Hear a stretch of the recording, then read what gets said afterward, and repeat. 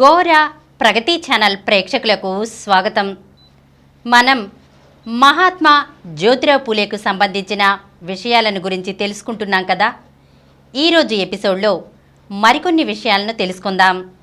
ఛత్రపతి శివాజీ రాజే భోసలే యాంచా పవాడా. శివాజీని గురించి వ్రాసిన పదంలో కొన్ని వ్యాఖ్యానాలున్నాయి.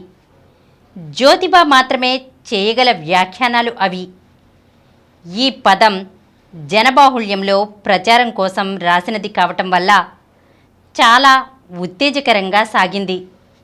ముద్రణలో 45 పుటలు సాగిన ఈ వీరగాథ పరమహంస సభ అధ్యక్షుడు రావు బహదూర్ రామచంద్ర బాలకృష్ణాజీ స్మృతికి అంకితమైంది. శివాజీ చరిత్ర ఎందరినో దేశభక్తులుగా, స్వాతంత్ర్య సమరయోధులుగా తీర్చిదిద్దింది. భారతదేశం బ్రిటిష్ పాలనలో ఉన్న రోజుల్లో శివాజీని కీర్తించిన మొదటి నాయకుడు, కవి బహుశా జ్యోతిబాయే కావచ్చు. జ్యోతిబా వచనం కంటే గేయం, పద్యం బాగా రాసేవాడు. ఆవేశపూరితంగా, నర్మగర్భంగా, ప్రజల హృదయాలకు హత్తుకునేదిగా ఉండేది ఆయన కవిత్వం. మహమ్మదీయుల పాలనలో ఉన్న భారతదేశంలో హిందూ రాజ్యాన్ని స్థాపించిన వీరుడు శివాజీ.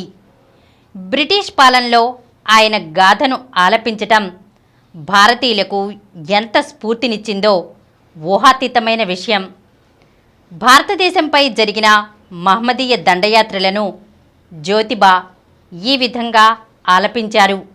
కాబూలు వదిలారు, సింధులో మునిగారు, గడ్డాలు పెంచారు, హిందువులను హింసించారు, బ్రాహ్మణుల సిగలు తెగ్గోశారు, ఇంద్రియాలు ఊడబెరికారు, శివలింగాలు బ్రద్దలు కొట్టారు, దేవాలయాలు ధ్వంసం చేశారు, గొడ్డు మాంసం తిన్నారు, పంది మాంసం వదిలేశారు, చిత్రకళ చిన్నాభిన్నం చేశారు, శిల్పకళ శిథిలం చేశారు, విగ్రహాలు పెకలించారు, కాబూలుకు చేరవేశారు, హిందువులను బాధించారు, రాజులను బంధించారు, చర్మాలు ఒలిపించారు, దేవాలయాలు కూలగొట్టారు, మతాన్ని అరికట్టారు, గోపురాలు నిర్మించారు.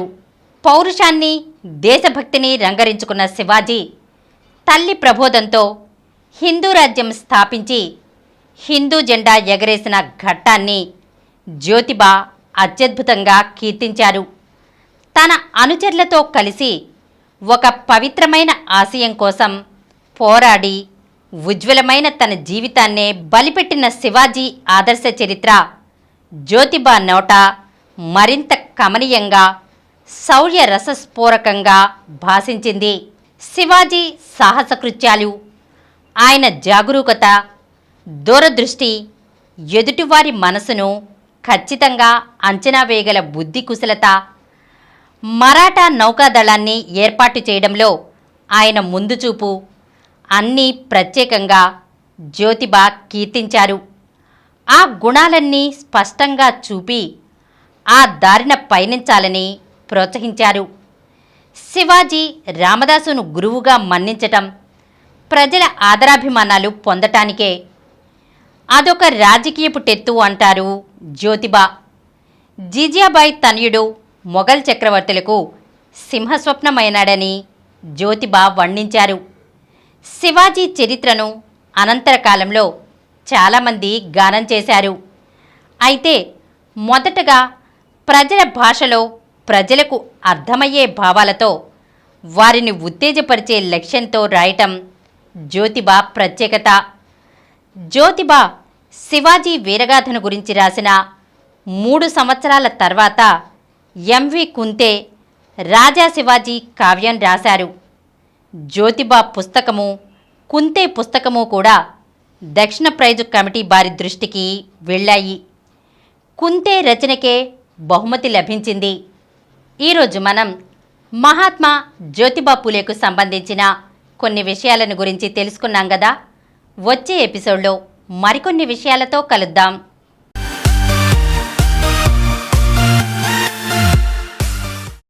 ఈ కార్యక్రమం మీకు ఎంతో నచ్చింది కదా. ఇటువంటి మరిన్ని వీడియోల కోసం అనతి కాలంలోనే 20 కోట్ల వ్యూస్ సాధించిన డాక్టర్ సమరం మల్టీ ఛానల్ నెట్వర్క్ సమర్పించు గోరా ప్రగతి ఛానల్కు సబ్స్క్రైబ్ చేయండి, లైక్ చేయండి, మీ ఫ్రెండ్స్కి షేర్ చేయండి.